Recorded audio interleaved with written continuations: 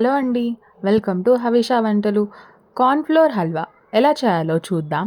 నేను ఇక్కడ 1/4 cup cornflour తీసుకుంటున్నాను. 1/4 కప్ అంటే సగం కప్పులో సగం తీసుకోవాలి.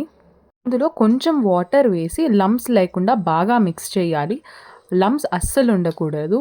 నేను ఇక్కడ ఒక పాన్‌లో 1/2 కప్ షుగర్ తీసుకుంటున్నాను. గ్యాస్ ఆఫ్‌లో ఉండే ఈ ప్రాసెస్ అంతా చేయాలి. 1/2 కప్ షుగర్‌లో నేను ఇక్కడ 1 కప్ వాటర్ తీసుకుంటున్నాను. 1 కప్ వాటర్ వేశాక ఇంకొక 1/2 కప్ వాటర్ వేయాలి. ఇప్పుడు ఇందులో నేను కొంచెం ఫుడ్ కలర్ వేస్తున్నాను. ఇది ఆప్షనల్. మీకు కావాలంటే వేసుకోవచ్చు, లేకపోతే లేదు. వేస్తే కలర్‌ఫుల్‌గా ఉంటుంది. ఇప్పుడు ఇక్కడ ముందుగా కలిపిన కార్న్‌ఫ్లోర్ వాటర్ వేసి గ్యాస్ మీడియం ఫ్లేమ్‌లో పెట్టి బాగా కలపండి. హల్వా తయారయ్యేంత వరకు కలుపుతానే ఉండాలండి. ఎందుకంటే లంప్స్ ఏర్పడతాయి. అందుకని కలుపుతా ఉండాలి. ఇందులో దంచిన ఇలాచీ వేసి బాగా మిక్స్ చేయండి. 7 మినిట్స్ తర్వాత ఇలా థిక్‌గా అవుతుంది. అప్పుడు నేను ఇక్కడ 2 టేబుల్ స్పూన్స్ ఆయిల్ వేసి బాగా మిక్స్ చేస్తున్నాను.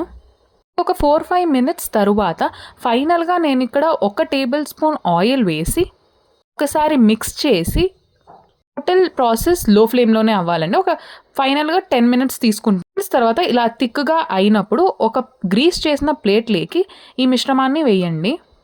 చేయకుంటే రాదండి. ఇప్పుడు ఒక గంట నేను ఇక్కడ ఫ్రిడ్జ్‌లో పెట్టాను. చూడండి, ఒక గంట తర్వాత ఇలా జెల్లీలాగా ఉంటుంది. అంతే. డీమౌల్డ్ చేయండి. డీమౌల్డ్ చేసిన తర్వాత మీకు ఇష్టం వచ్చిన షేప్‌లో కట్ చేయండి. నైఫ్‌కి కూడా గ్రీస్ చేయండి, లేకపోతే అంటుకుంటుంది.